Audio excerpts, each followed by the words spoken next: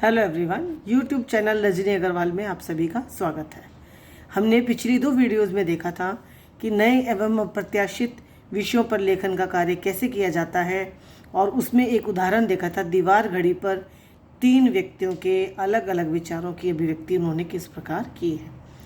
आज का जो मैंने लिया है लेख वो है झरोखे से बाहर, कि अगर आपको कहा जाता है कि आप झरोखे से बाहर के ऊपर लेख लिखिए तो उसमें एक व्यक्ति की विचारों की अभिव्यक्ति किस प्रकार हो सकती है, ये मैं आपको बताना चाहती हूँ। देखिए, इसमें मैंने कहा था आपको कि मैं शैली का ही प्रयोग करना है। अब झरोखे से बाहर जो है क्या क्या उन्हें दिखा। सबसे पहले लिखते हैं, आज सुबह जब मैं सोकर उठा तो प्रतिदिन की भांति मेरी नज़र झरोखे से अंदर आ रही सूर्य की सुनहरी किरणों पर जा मिली। सूर्य की सुनहरी किरणें, मुझे किरणों की चमक ने इतना अभिभूत किया कि मैं अनायास ही अपनी आंखों को मलते हुए तथा कुछ अंगड़ाई लेते हुए झरोखे के पास आकर खड़ा हो गया। मेरे कमरे की खिड़की चूँकि पूर्व दिशा में हमारे बगीचे में खुलती है, अतः पूर्व दिशा से उदित होते हुए सूर्य की छवि खिड़की पर आते ही स्पष्ट दिखाई देने लगती है। और जैसे ही मैं खिड़की के पास आया तो सबसे पहले मेरी नज़र किस पे पड़ी? सिंदूर के गोले के समान सूर्य पर कुछ पल के लिए ही टिक गई। फिर कहते, मैंने क्या देखा?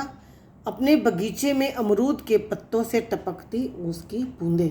मैं उन्हें निहारने लगा। क्यों? क्योंकि ये प्रकृति की बहुत ही सौंदर्यपूर्ण छटा होती है। पत्तों से टपकती उसकी बूंदें ऐसे लग रही थी मानो प्रकृति भी खुशी के मारे मोती बिखेर रही है। मन हुआ कि आगे बढ़कर उन मोतियों को अपनी हथेली पर ले लूं और अपनी समृद्धि में वृद्धि कर लूं। कहते, इतनी देर में ही क्या हुआ? मुझे चिड़ियों के चहचहाने का स्वर सुनाई दिया। उस स्वर ने मुझे अपनी ओर खींच लिया। जैसे संगीत का जादू हिरन को अपनी ओर खींच लेता है, उसी तरह चिड़ियों की चहचहाने के संगीत के सातों स्वर मैं खोजने के लिए निकलने लग पड़ा।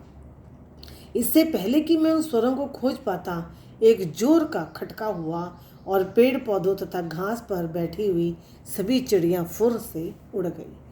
और कहते, परंतु शीघ्र ही अपने आप को निरापद जानकर पुनः नीचे आकर बैठ गई।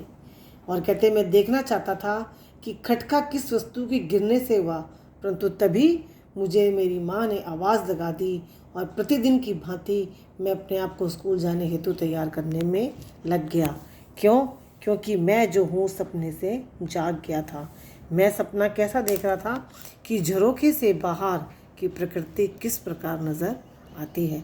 तो बच्चों, ये थे एक लेख झरोखे से बाहर पर अपने एक व्यक्ति के विचार जो उन्होंने इस प्रकार अभिव्यक्त किए। कभी भी एक व्यक्ति से दूसरे व्यक्ति के विचार समान नहीं हो सकते।